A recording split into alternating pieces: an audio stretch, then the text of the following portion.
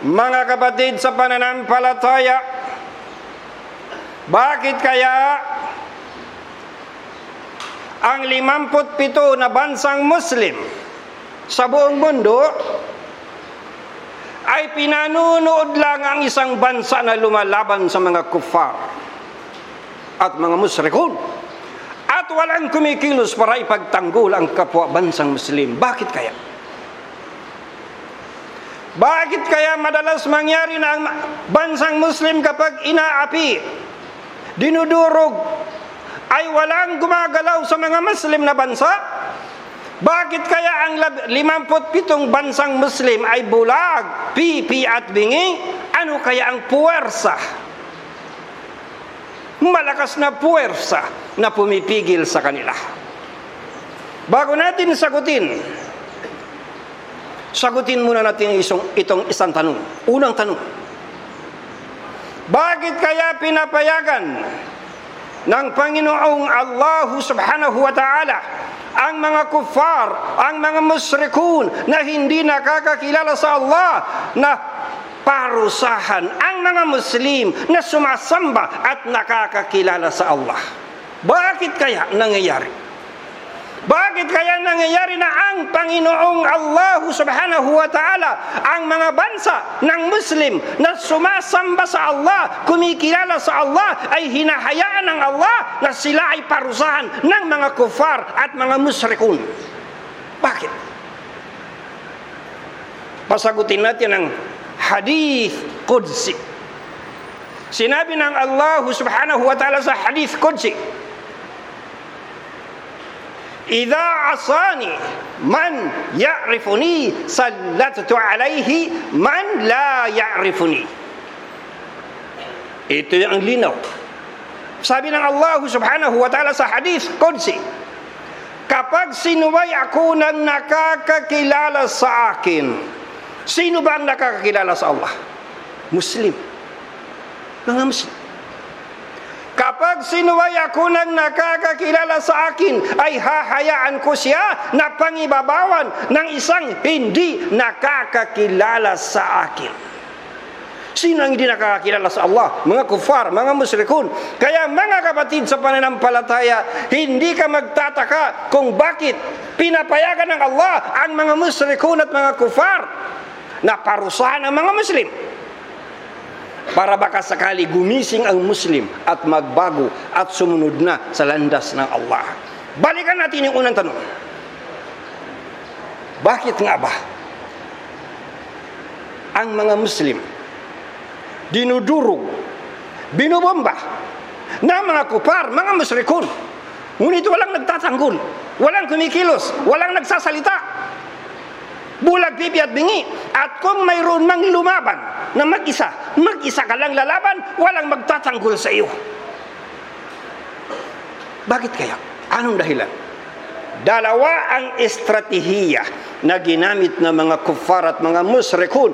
Dalawang estratehiya na kailangan malaman natin para hindi nila sa atin gagamitin. Ang purpose ng khutbah na ito para malaman ng mga Muslim ano ang nangyayari sa buong mundo nang sa gayon hindi ka mabiktima. Unang estratehiya na ginagamit nila sa mga bansang Muslim na mga mahihirap. Pangalawang estratehiya sa mga bansang Muslim na mga mayayaman. Unahin natin ang unang estratehiya. Ano ang kanilang unang estratehiya?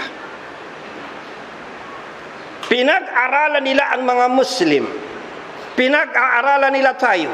At nakita nila na ang kahinaan ng mga Muslim ay mga mahihilig sa hayahay, mahilig sa comfort, mahilig sa ginhawa, kahit na haram, susunggaban ng Muslim nang sa gayon makamit ang comfort. Nakita nila ito ang kahinaan ng mga Muslim. Kaya ginamit itong strategy number 1. Allahu Akbar. Alam na alam nila kung paano ang mga Muslim nalilinlang ng makamundo. Paano ang mga Muslim madali makuha sa makamundo. Wagarrathumul hayatud dunya. Ang buhay sa mundong ito ay nililinlang. Ang buhay sa mundong ito ay nililin lang sila. Allahu Akbar. Ibig sabihin, ang buhay na makamundo ang lumilin lang sa atin. At ito ang nakita ng mga kufar at mga musyrikun, na ang mga Muslim mahilig sa comfort, mahilig sa hayahay, kahit haram, susunggaban. Ngayon, dahilan dyan, ano ang kanilang bitag? Tawagin na lang natin bitag. Sa Maranao, litag. Anto na yung kita kapkalitagi kong Muslim. Ang mga dato, nag-iingatan na pendiskasan. Ano ang paraan para mabitag ang mga Muslim? Nang sa gayon, kahit na nakikita mo ang kapatid mo sa pananampalataya na dinudurog, wala kang salita, wala kang narinig, wala kang nakita. Unang bitag. Unang estratehiya. Kakausapin nila ang presidente ng bansa mo at sasabihin nila sa iyong presidente, ito ang aming daladala sa inyo. Bilang mga mahirap kayo na bansa, ito ang daladala namin sa inyo para huwag na kayong maghirap. Economic Development Plan. Ano ang laman ng Economic Development Plan? Number one, nabitag. Sasabihin nila sa inyong bansa, bibigyan namin kayo ng massive electrification programs. Anong ibig sabihin? Bibigyan namin kayo ng kuryente mula sa gilid ng bundok hanggang sa syudad. Nang sa gayon, marami kayong ilaw. Nang sa gayon, mag-i-industrialize kayo. Kapag kayo nag-i-industrialize na bansa, nagiging maunlad ang inyong hanap buhay, ekonomiya ninyo, malalakas ang inyong kabuhayan at kayo ay asenso. Hindi na kayo manghingi ni numan. Naniwala naman si Muslim. Hindi niya alam na bitag ito. Naniwala naman ang Muslim, lalo na kung ang pinuno ng Muslim ay Muslim na kurakot. Nakikita niya, pagkakataon na naman para mangurakot. Number two, na bitag. Lahat ito bitag. At lahat po ito, itong ating isasalaysay sa khotbah na ito, hindi po ito marites. Nakalagay po ito mismo sa mga aklat na ayaw basahin ng mga Muslim, kaya hindi ninyo alam. Kaya kami na nakakaalam, ipaparating namin sa inyo para inyong matututunan at maging alerto ang bawat isa. Pangalawang bitag. Sasabihin nila sa inyong bansa, bibigyan namin kayo ng infrastructure programs. Lalagyan namin kayo ng mga kalsada mula sa bundok hanggang syudad. Lalagyan namin kayo ng mga tulay. Bibigyan namin kayo ng iba't ibang klaseng building, paaralan, ospital, at kung ano-ano pa mga building, palengke. Bibigyan namin kayo ng konkretong kalsada mula sa bundok hanggang sa syudad. Nang sa gayon, ang inyong mga produktong agrikultura, madali ninyo dalhin. Nang sa gayon, mabilis ang paggulong ng inyong ekonomiya. Tango ka ng tango na Muslim. O nga, napakaganda ito, hulog na langit. Allahu Akbar. Number 3. Padadalang ka ng kung tawagin ay forecasting economic boom. Anong ibig sabihin? Pakikitaan ka ng graphs na gawa ng mga experts. Sasabihin nila sa iyo, 5 taon ngayon, ito ang kikitain ninyo sa inyong kuryente. Ilang kilowatts ang inyong may bebenta. 10 taon ngayon, ilan ang inyong kikitain sa inyong export ng agrikultura. 25 years ngayon, malaya na kayo. Maging kasama na kayo sa mga developed countries. Ibig sabihin, mga kapatid sa pananampalataya, ang mga Muslim na pinuno, lalong-lalo na mga Muslim na kurakot, makakakita na naman sila ng pagkakataon para maging hayang buhay. At naniwala naman ang mga Muslim, Allahu Akbar, naniwala. Kaya tuloy-tuloy na ang mga kufar at mga musyrikun inuuto ang mga Muslim. Dahil ang kanilang sinasakyan ay ang kahinaan natin ng mga Muslim. Paghahanap ng laro at aliw, paghahanap ng makamundo, wamal hayatud dunya illa mata'ul ghurur. Ang buhay sa mundong ito ay panlilinlang lamang ng aliw. At ito ang mga Muslim, kahit na haram, basta nakakapagbigay ng comfort, aliw, ay sinusunggaban ng mga Muslim. Kaya ano ang kasunod na bitag? Bitag numero 4. Ito pong tinatalakay ko sa inyo ng mga bitag. Ito ang kasalukuyang nagaganap. Bakit karamihan sa 57 Muslim countries hindi makapalag? Panunurin lang ang kapatid niya na dinudurog ng bomba, walang kumikilos. Itong mga bitag, tandaan niyo mabuti. Bitag numero 4. Sasabihin nila sa inyong bansa, kulang kayo sa communication system. Paano kayo unlad? Kailangan bigyan namin kayo ng malalaking tower, bibigyan namin kayo ng mga satellite connection, nang sa gayon, nagtatawagan lang kayo sa probinsya hanggang syudad, syudad hanggang ibang bansa, nagtatawagan kayo, lumalakas ang transaksyon ng negosyo, nang sa gayon, mabilis ang paggulong ng ekonomiya, at kayo ay yayaman. Allahu Akbar. At naniwala ka na Muslim, hindi mo alam bitag ito. Number 5 na bitag. Sasabihin nila sa inyo na kaya ang inyong agrikultura ay mahina dahil hindi kayo marunong ng irrigation system. Bibigyan namin kayo ng maganda at maunlad na irrigation system, mga patubig, nang sa gayon lumakas ang inyong agrikultura at lumakas ang inyong export ng agrikultura at lumakas ang inyong income na dolyar at kayo maging hayahay. Number 6 na bitag. Bitag numero 7. Numero 6. Sasabihin nila sa bansa ninyo, pinag-aralan namin, sinurvey namin ang inyong populasyon. 85% mga masakitin ng hepatitis B, hepatitis A, at kung ano-ano, tuberculosis, at kung ano-ano pang mga sakit. Kaya, paano kayo uunlad na ang inyong manpower ay mahina? Para nang sa gayon, lumakas ang inyong ekonomiya, kailangan mayroon kayong manpower na malakas. Ito ang aming programa, health program, para ang inyong mamamayan ay lahat maging malusog. Aba, sabi mo, napakagandang programa ito. Magtatanong ka ngayon, saan naman kami kukuha ng bilyones na dolyaris nagagastusin sa mga programa na iyan na komprehensibo? Nakahanda ang kanilang sagot. Sasabihin nila, kami ang bahala. Uutang tayo sa World Bank, uutang tayo sa International Monetary Fund. At once na pumayag ka, tapos na, natalian ka na sa ilong. At yan ang strategy number 7. Papapayagin ka nila na umutang. Hindi po pwede na hindi ka umutang. Papalitan ka na presidente pag hindi ka umutang. Papapayagin ka nila na umutang ng limpak-limpak na dolyaris na tubo pa lamang. Hindi kayang bayaran ng kaapu-apuhan ng inyong mga apo. Ganyan katindi. Kapag umutang ka, ang tawag rito sa economic term, debt trap. Bitag ng utang. Utang yung debt. Utang. Bitag. Pauutangin ka. At once na nakautang ka, hindi ka na makapalag. Mga kapatid, sa pananampalataya, dumako tayo sa strategy number 2. Saka natin buwilta ng effect ng dalawang estratehiya na ito. Strategy number 2. Para naman sa mga Muslim na bansang mayaman, ano naman ang kanilang ibibitag? Ganon din. Nakita nila ang mga Muslim mahilig sa comfort. Kahit haram sinusunggaban. Mga kapatid, sa pananampalataya, ang i-approach nila sa bansa mo ay modernization program. Sabihin nila sa bansa mo, gagawin namin ang bansa mo na modernized. Gagawin namin ang bansa mo na maunlad na maunlad.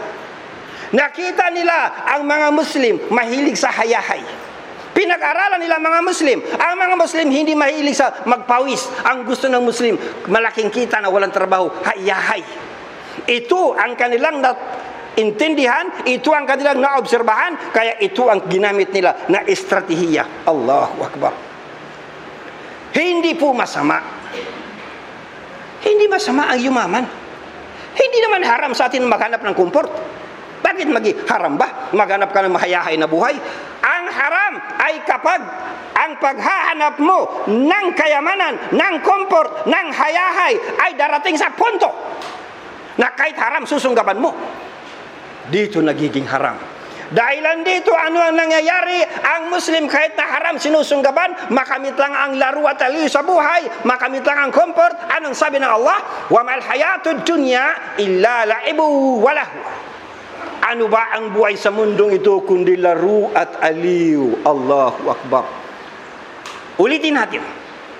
Hindi po haram na ang Muslim maghangad na yumaman. Basta halal na paraan ng pagyaman. Ngunit kung ang paraan ng pagyaman mo ay para makipagkaibigan ka sa mga kufar, mga kalaban ng Islam, nang sa gayon durugin ang kapwa mo bansang Muslim, Kung ang iyong pagyaman, ang paraan ng iyong comfort at kaginhawaan at makipagkaibigan ka sa mga kalaban ng Islam, nang sa gayon labagin at yurakan ang batas ng Allah, dito ang hindi po pwede. Ito nagiging haram ang paghahanap mo ng comfort. At yan ang nagaganap. Hindi ka pwedeng makipagtulungan sa mga kuffar na ang layunin ay gibain ang Muslim community. Ang layunin ay durugin ang kapwa mo Muslim. Wala ta'awanu 'alal ithmi wal 'udwan wattaqullaha innallaha shadidul 'iqab. At huwag kayong magtulungan sa isa't isa sa kasalanan at paglabag, at katakutan ninyo ang Allah. Katotohanan, ang Allah ay mahigpit sa pagpaparusa. Ngayon, una, i-approach nila sa iyo. Imo-modernize ang bansa mo. Next, na-i-approach nila sa iyo. Sasabihin nila sa iyo, itong lupain mo ay punong-puno ng gasolina. Hindi kayang ubusin ng 100 taon. Ngunit wala kayong alam sa teknolohiya. Tutulungan namin kayo. Kami ang bubungkal. Mayroon kaming teknolohiya, mayroon kaming mga engineer. Bubungkalin namin ang krudo. Hindi pa ang gasolina, krudo. Kami rin na mag-refine para maging petroleum. Kami rin na magbebenta sa international market. Higa ka lang, huwag kang kumilos. Kami lahat ang gagawa. Kami ang bubungkal ng krudo. Kami ang magre-refine ng petroleum. Kami ang magbebenta sa international market para maging petrodollars. Nang sa gayon maging hayahay ang buhay ninyo. Yan ang pangalawang bitag na gagamitin nila sa mga bansang Muslim na mayaman. Pangatlong bitag, sasabihin nila, alam ninyo, itong disyerto ninyo na pagkalawak-lawak, sayang at useless, walang kagamit-gamit. Mayroon kaming teknolohiya na itong disyerto, mayroon kaming ididilig na kapag idinilig namin sa inyong lupain, magiging mataba ang lupain. Kahit anong itanim ninyo ay mabubunga, at ang inyong disyerto gagawin naming agrokultura na bansa. Nang sa gayon kayo makakapag-export ng mga produktong agrikultura at kayo ay magiging mayaman at hayahay. Number 4 na bitag sa mayaman na bansang Muslim. Lahat ito, mga kapatid, sa pananampalataya, kasalukuyang nagaganap. Na hindi alam ng mga Muslim, walang nagkukutba. Sino magkukutba nito? Allahu Akbar. Noong ikutba ko ito sa Indonesian Embassy, agad-agad nilapitan ako ng mga intel. Sabi sa akin ng mga balik Islam na mga intel, brother, mainit yung kutba mo. Sabi ko, hindi ito mainit. Alam ito ng buong mundo.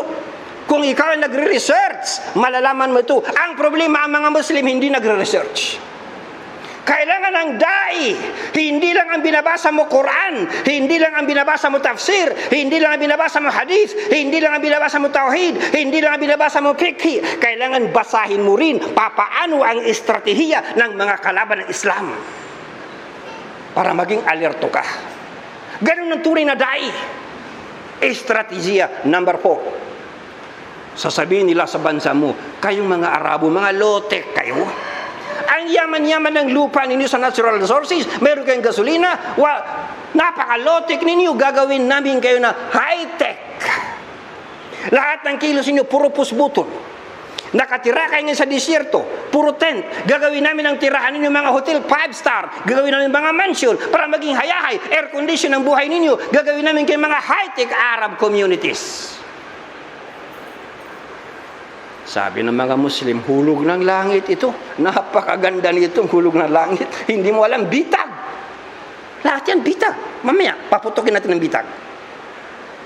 Strategy number 5. Kapag mayaman na kayo ng mga Muslim, maginhawa na ang buhay ninyo.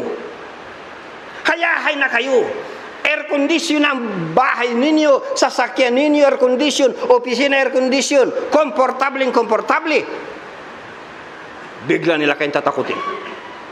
Sasabihin nila sa inyo, hoy, mayroong intelligence report na aatakihin kayo ng mga terorista at aagawin sa inyo ang inyong hayahay na buhay. Allahu Akbar. Matataranta yung Arabo. Sasabihin ng Arabo, anong gagawin namin? Sasabihin nila, yan ang gustong-gusto namin.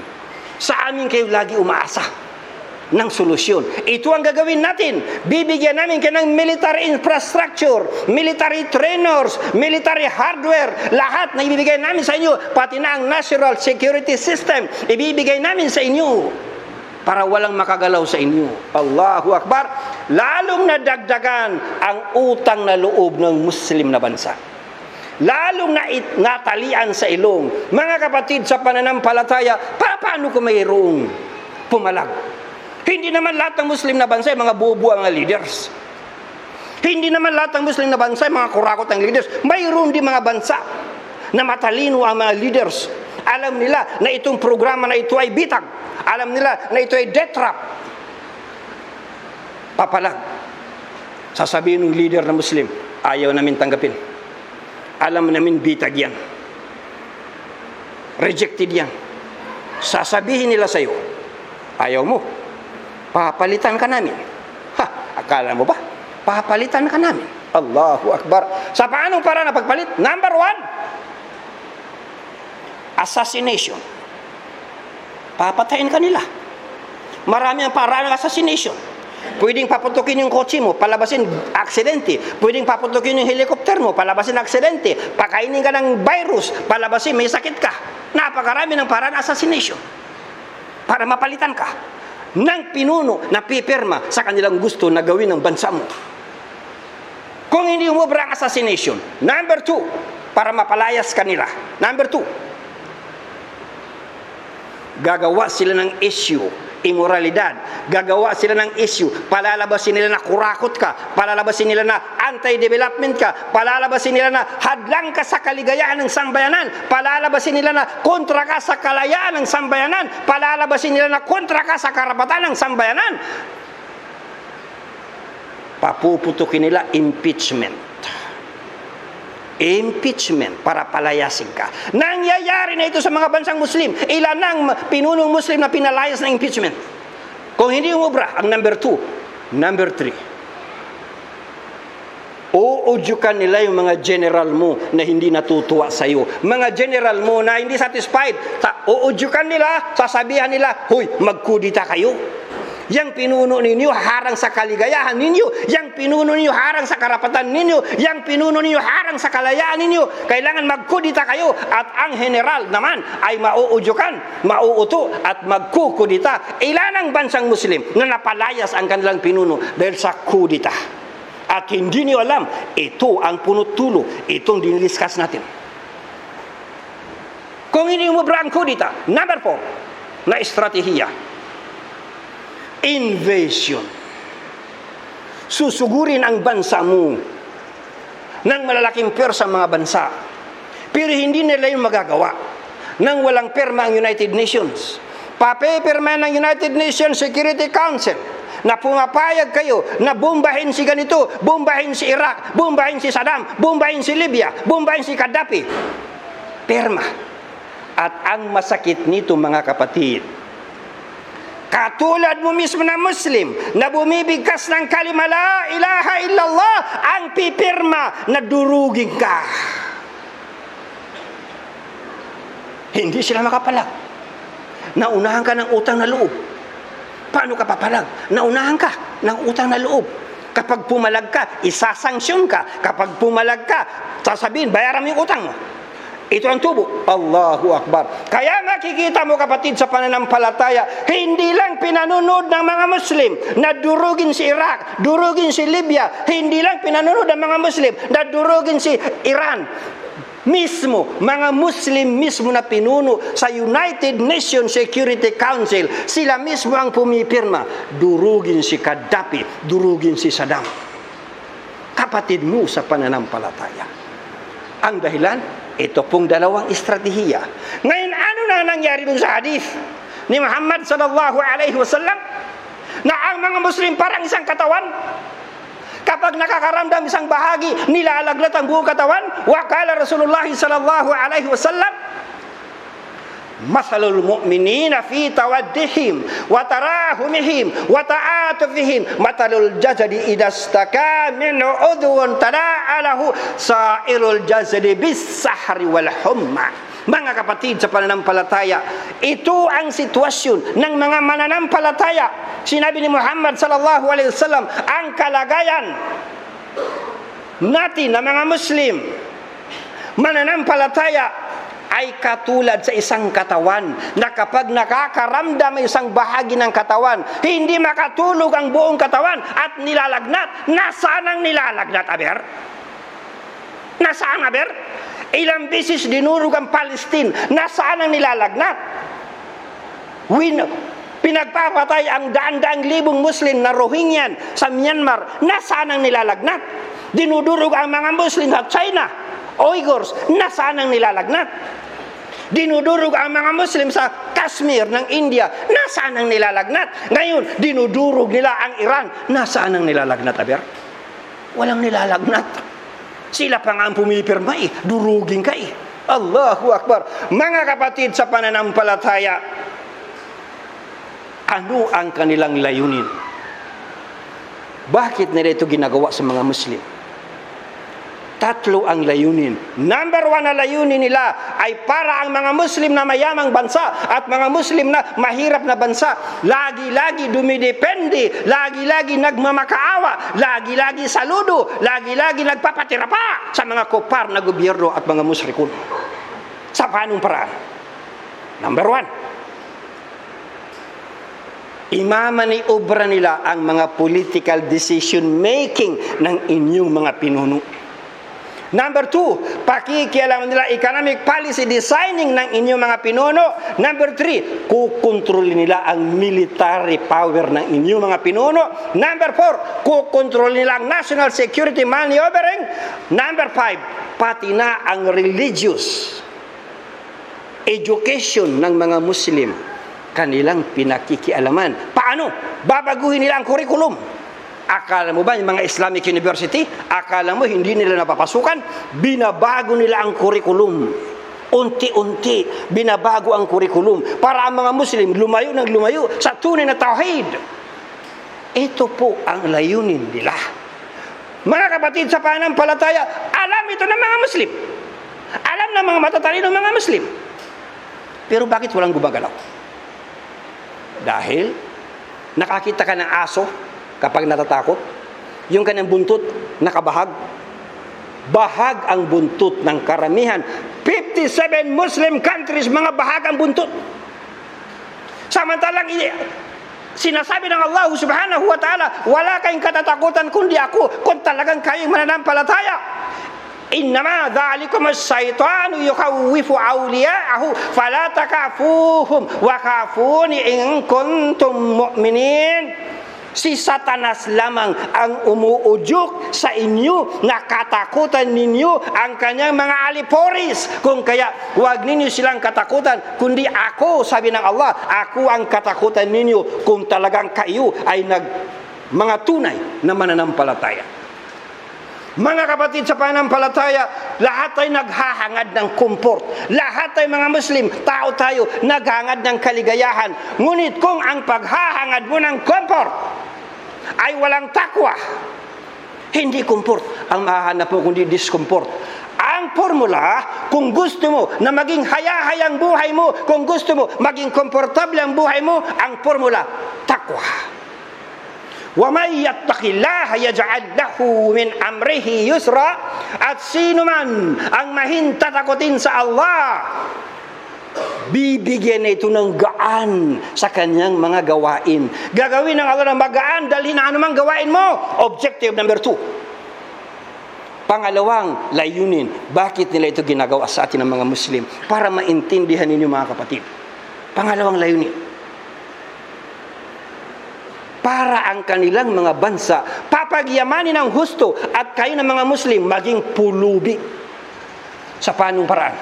Number 1, i-maximize nila ang interest ng loan. Yung inutang na Muslim, wala kang makitang bansang Muslim ngayon na mahirap na walang utang sa World Bank at hindi ka pa utangin kung walang tubo. Allahu Akbar, makikita mo nananalaytay sa dugo ng ekonomiya ng mga bansang Muslim ang riba. Ang mga sasakyan galing sa riba, ang ekonomiya galing sa riba, ang kanilang kabuhayan galing sa riba. Anong aasahan mo na habag ng Allah sa isang sambayanan na ang kanilang ikinabubuhay kapuot-puot sa paningin ng Allah na riba? I-maximize nila yung tubo na palakpag kalaki-laki. para po ang mga Muslim maghirap sa bandang dulo. Number 2, i-maximize nila ang presyo ng mga infrastructure materials. Pautangin ka, akala mo lahat cash. Hindi po lahat cash. Pautangin ka, cash at saka materialis. Semento, bakal, anumang infrastructure projects at papatungan ng pagkataas-taas na presyo nang sa gayon mamulubi ka ng Muslim. Number 3, ma-maximize nila ang gasolina na kukunin sa bansa mo, dideposita kanilang imbakan sa Europa, kanilang imbakan sa Amerika, pagkaraan ng 100 years, tuyo na ang gasolina mo. Sila ang sasambahin mo. Allahu Akbar. Number 4, i-maximize nila ang mga sahod ng mga engineer, mga technical supports. Pagkataas-taas, ipalulubuhin nila mga sahod nang sa gayon kayo na mga Muslim maging bangkaruti sa pagpapasahod sa kanilang mga engineer. Number 5, i-maximize nila ang presyo ng mga military hardware, military infrastructures, mga tangke de gira, eroplanong panggira, armas, bala, pagkalaki-laki ang tubo na kanilang hihingiin sa inyo para po maghirap kayo ng mga Muslim. Lahat po ng mga ito, ang intention, ang design para ikaw na Muslim magdusa. Hindi ito chismis. I-research niyo sa mga aklat para malaman niyo. Alam ito ng mga intellectual sa Europa, mabuti pang mga non-Muslim, alam nila ito. Pangatlo, kapatid, na layunin nila ay gibain ang Islam. Ito ang pinaka-final na layunin. Gibain ang Islam. Ang tingin nila sa Islam ay banta sa kanilang kaligayahan. Ang tingin nila sa Islam ay banta sa kanilang seguridad. Ang tingin nila sa Islam ay harang sa kanilang kaligayahan. Sa Islam walang alak, walang yugyugan, walang disco, walang sugal. Abay, ganyan ang buhay nila. Mahaharangan ang kanilang kaligayahan. Ang tingin nila sa Islam, banta sa world peace. Kaya ang kanilang layunin, gibain ang Islam para makontrol ang 2 billion na Muslim sa buong mundo. 57 Muslim countries makontrol. Gawin nila ang mga Muslim na talian sa ilong kahit saan paharapin. Walang umaangal. Kapag may lumaban, hindi tutulungan. Allahu Akbar, panunuring ka lang. Ito ang dahilan, mga kapatid, sa pananampalataya. Itong inisa-isa ko sa inyo ng mga bitag. Ito ang dahilan bakit ang mga Muslim hindi makapalag. Barakallahu li wa lakum fil Qur'anil azim. Wa nafa'ani wa iyyakum bil ayati wa dzikril hakim. Wa taqabbala minni wa minkum tilawatahu innahu huwas samiul alim.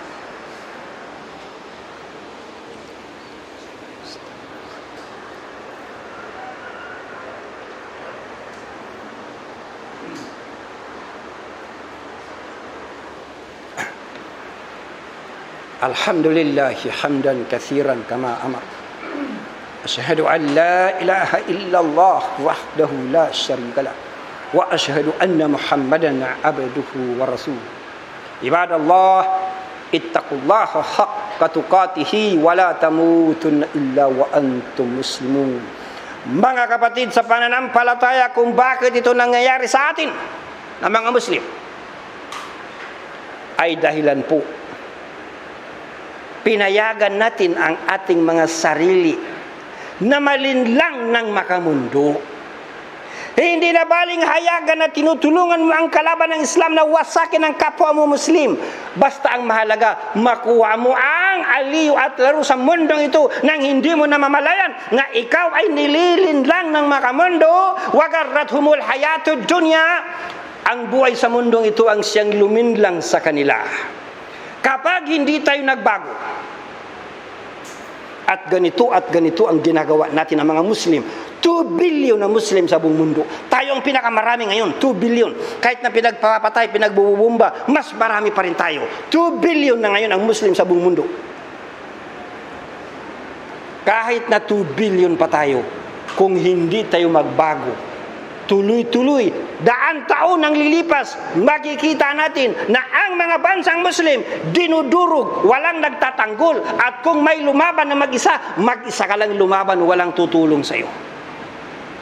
Ito ang nangyayari ngayon sa Iran. May nakikita ka Muslim? na tumatayo para tulungan ang Iran? May nakita ka Muslim na tumatayo para parusahan ang Israel? Mayroon ka makita na Muslim? Anong mayroon sila? Puro salita, puro negosasyon. Hindi natin tinitingnan kung siya o hindi siya. Ang tinitingnan natin, sino ang inapi, karapatan ng inapi na ipagtanggol ng mga Muslim. Sino ang inapi, siya o hindi siya, kafir o hindi kafir. Kapag inaapi, karapatan nila na ipagtanggol natin, obligado tayo na ipagtanggol sila. At sino man ang mga api, obligado tayo ng mga Muslim na kalabanin. Ngunit bakit walang kumakalaban? Tulog lahat. Ito pong inisa-isa ko sa inyo na mga bitag. Yan po ang dahilan. At kapag hindi nagbago, ano hintayin mo? Babaguhin ka ng Allah? Sa tingin mo, babaguhin ka ng Allah? Hindi ka babaguhin ng Allah. Sinabi niya mismo, Inna Allah la yugayyiru ma biqaumin hatta yugayyiru ma bi'anfusihim. Katotohanan, hindi babaguhin ng Allah ang kalagayan ng isang sambayanan hanggat hindi niya binabago ang nasa kanilang mga sarili. Magbago na tayo